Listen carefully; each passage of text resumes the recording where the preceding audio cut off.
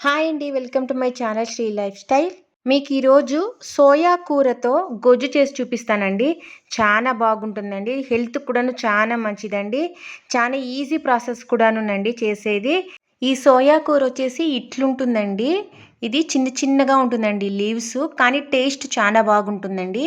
ఇప్పుడు ఆ సోయా కూరకున్న ఆ స్టెమ్స్ అంతా తీసేసి ఆకులు మాత్రమే తీసుకుని బాగా కడిగేసి చిన్న చిన్నగా కట్ చేసుకుని పెట్టుకోవాలండి. మళ్ళాకి 2 ఆనియన్స్ తీసుకునిండానండి. అది కూడా చిన్న చిన్నగా కట్ చేసుకోవాలా. 2 పచ్చిమిరపకాయలు, నెక్స్ట్ కరివేపాకు తీసుకోవాలండి. అంతేనండి. ఇంకా ఒక కడాయిలో దీనికి ఆయిల్ ఎక్కువగానే పడుతుందండి. సాసులు, జీలకర్ర, ఉద్దిపప్పు వేసి బాగా ఫ్రై కావాలండి. నెక్స్ట్ ఆనియన్స్, పచ్చిమిరపకాయలు అంతా వేసేసి కరివేపాకు కూడా ఇప్పుడే వేసేసి బాగా ఫ్రై కావాలండి. ఈ ఆనియన్స్ ఇంకా బాగా ఉడికేకి ఒక్క స్పూన్ మీకు టేస్ట్కి తగినంత సాల్ట్ వేసుకుని బాగా కలిపేసి 5 సెకండ్స్ మూత పెట్టి తీయాలండి. మూత పెట్టి తీసినాక మళ్ళాకి ఒకసారి చెక్ చేసుకోవాలండి ఉడికిందా లేదా అనేసి.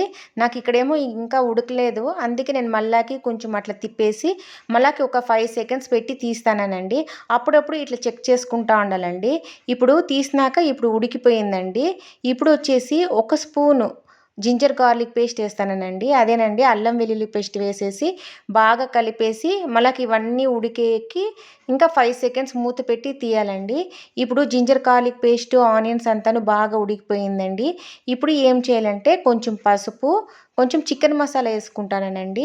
నెక్స్ట్ గరం మసాలా వేసుకోవాలండి. నేను అన్నీ ఇక్కడ 1 స్పూనే వేసుకునిన్నానండి. మళ్ళా కావాలంటే వేసుకోవచ్చండి టేస్ట్ చూసేసి. ఇప్పుడు కడిగి కట్ చేసి పెట్టుకున్న సోయా కూరని వేసేసి బాగా కలపాలండి. మనం దీంట్లో మసాలా పొడులన్నీ వేస్తున్నాం కదా, ఎప్పుడైతే మనము ఈ సోయా కూర వేస్తామో అప్పుడు అదంతా గట్టిగా అయిపోయి ఉంటుందండి.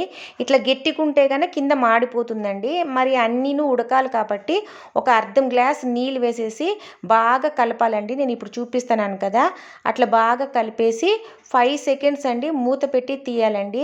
5 సెకండ్స్ కంటే ఎక్కువ పెట్టకూడదండి, ఎందుకంటే కింద మాడిపోతుంది. అందుకే 5 సెకండ్స్ చాలండి. మూత పెట్టి తీసినాక నేను ఇక్కడ టేస్ట్ చేసి చూసినానండి, నాకు మసాలా సరిపోలేదు.